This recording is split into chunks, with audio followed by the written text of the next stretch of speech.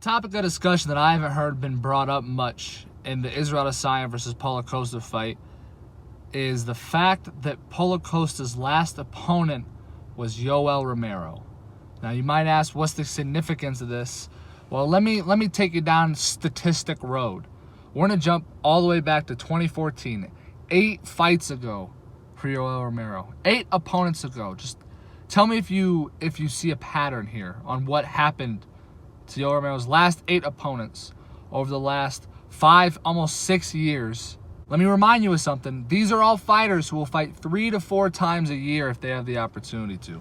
2014, 8 fights ago. Number 8, Tim Kennedy.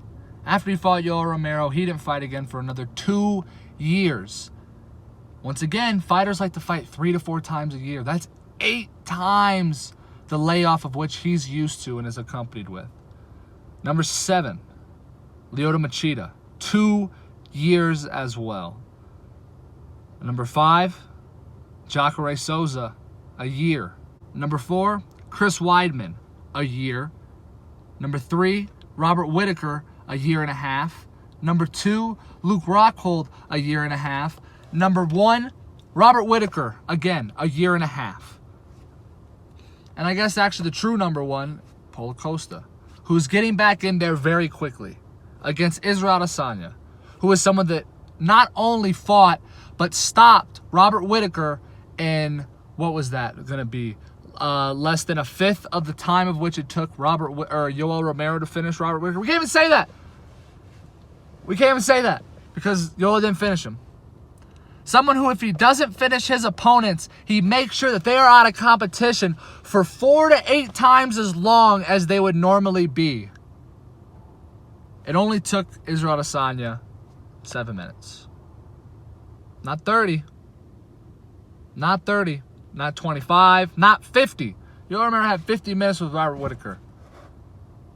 And lost both fights somehow. Not that I agree, but lost both fights. It was close enough that judges deemed him the loser. It only took Isreal Adesanya 7 minutes. And Isreal Adesanya is going up against somebody who just went through 3 rounds with Yoel Romero. The person who is known, apparently, according to this list, this has been the first time I've ever studied or done any research for a video that I've done in the car. I go back to the gym, go back to the dojo, the dojo. When I go back to the Strangler's playground, that's when I sit and I do my research and I look up the fights. When you've seen a video in this car, it's because I was driving, had my head out the window, my tongue out like a dog, and I got a good idea. I figured something out. These cogs turned correctly for once. According to those statistics, when you fight Yoel Romero, you don't fight again afterwards. Oh, and when you do, you don't fight well. Apparently. Apparently. Why is nobody talking about this? I hear people talking about, oh, he's got to be in there for an extra 10 minutes. Not that, oh, he just went through 15 minutes with Yoel Romero. People a person who people have said feels like a piece of stone. We'll see. If you got a question about this fight in particular, if you want to hear more about the fight, you want me to do some research, do some in-depth tactical, strategical, I can't speak-ical breakdowns, put it in the comments down below. If not, it's okay. I don't blame you. I don't blame you. But I don't like you either. This is Nick with Combat Sports Worlds. Fulfilling all your combat sports needs. I'm getting up out of here.